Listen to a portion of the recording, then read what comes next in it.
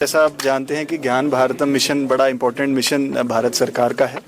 और JNK में department of archaeology archives and culture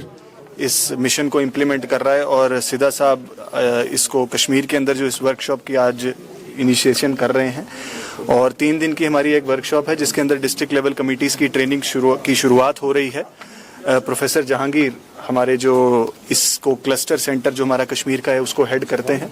and as we understand and appreciate कि कश्मीर एक store house है बहुत सारी एंशिएंट मैन्यूस्क्रिप्ट्स का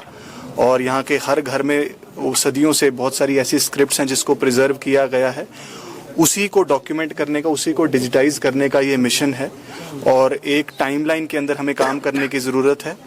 उसके लिए क्या वो मैन्यूस्क्रिप्ट्स को आइडेंटिफिकेशन की एक्सरसाइज है, कैसे लोगों तक पहुंचना है, क्योंकि हर घर दस्तक इसका एक थीम है कि जिसके अंदर डोर टू डोर हमारी टीम्स जाएंगी, लोगों को इसके बारे में अवेयर करेंगी जो मैन्यूस्क्रिप्ट्स हमने घर में रखी हैं कि कैसे उसको डिजिटाइज किया जाए। उसकी एक डिजिटल ऐप ज्ञान भारतम ऐप है जिसके बारे में भी हमारी जो यहाँ पे टीम्स हैं ADDC हेडेड उनको ट्रेन किया जाएगा। और at the end of the day जो ऑनरेबल प्राइम मिनिस्टर का विजन है कि जितनी भी ऐसी मैन्यूस्क्रिप्ट्स एंशिएंट सदियों से जो चली आ रही हैं जो लोगों के घरों में है उसको कैसे उनको इमॉर्टल किया जा सके और कैसे उसको डिजिटाइज करके सदा के लिए हम उसको प्रिजर्व कर सकते हैं। उससे एक तो हमारी जो एंशिएंट विजडम है जो हमारी जनरेशन से मैं समझता हूँ आज के टाइम पे हम भूल चुके हैं या उसकी वैल्यू हम नहीं समझ सकते हैं। बहुत सी ऐसी लैंग्वेजेस हैं जो धीरे धीरे करके एक्सटिंक्ट होती जा रही हैं, उनको प्रिजर्व करने की एक इसमें कोशिश है और ऐसी विजडम हम कैसे लोगों तक पहुंचा सके, प्रिजर्व कर सकें, उसके लिए इस ज्ञान भारतम मिशन को लॉन्च किया गया है और जिसको ऑनरेबल प्राइम मिनिस्टर ऑफिस जैसा कि डायरेक्टर साहब ने बताया मॉनिटर कर रहा है। तो हमारी कोशिश है कि उन टाइमलाइंस के तहत प्रोफेसर जहांगीर और Indira Gandhi national centre for arts जो हमारा की नोडल सेंटर है कश्मीर के लिए, उसकी हेल्प से हम लोगों तक पहुंचे और इस मिशन को कामयाब करें। Sir, regarding the LPG supply in the valley and other fuels like petrol diesel क्या अवेलेबल है किसी तरीके? देखिए ऐसा है, आपने सुना होगा और कई गवर्नमेंट की तरफ से काफ़ी स्टेटमेंट्स आ चुकी हैं, गवर्नमेंट ऑफ इंडिया की तरफ से भी, honourable minister government of JNK की तरफ से भी, कि जो डोमेस्टिक LPG सप्लाई है वो बिल्कुल यूनिफॉर्म हमारी चल रही है। हमारे पास जो स्टॉक पोजीशन तकरीबन 2 हफ्ते की रहती है वो बरकरार रहती है और जो ऑयल मार्केटिंग कंपनीज हैं उसको भी जो है डिस्ट्रिक्ट लेवल कमिटीज़ जो है और DCs साहिबान मॉनिटर कर रहे हैं ताकि LPG की जो डोमेस्टिक सप्लाई है उसके अंदर लोगों को किसी प्रकार की मुश्किलात का ना सामना करना पड़े। इसी तरीके से HSD और MS या पेट्रोल या डीजल की सप्लाईज को भी रेगुलरली मॉनिटर किया जाता है डिवीजन लेवल पर भी और डिस्ट्रिक्ट लेवल पर भी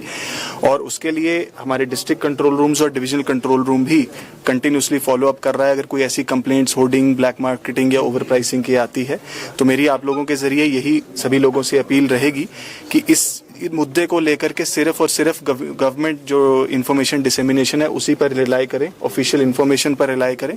किसी किस्म की पैनिक, र्यूमर्स या कोई ऐसी फेक न्यूज़ से हमें बचने की ज़रूरत है और गवर्नमेंट टाइम टू टाइम इस सिचुएशन के बारे में लोगों को अपडेट करें। कई सारी ऐसी शिकायतें आ रही कि OTP आ रहा है लेकिन डिलीवर नहीं हो रहा, तो उसके रिलेटेड देखिए केस टू केस बेसिस पर ऐसी कंप्लेंट्स आती हैं। उसके लिए जैसे मैंने कहा कि DC साहिबान की जो टीम्स हैं उसके ऊपर कार्रवाई करती हैं। इन food and civil supplies department भी उसके ऊपर एक्टिव है। In fact food and civil supplies department daily basis पर एक सेंट्रल फॉर्मेट के ऊपर रिपोर्ट जनरेट करता है और वो रिपोर्ट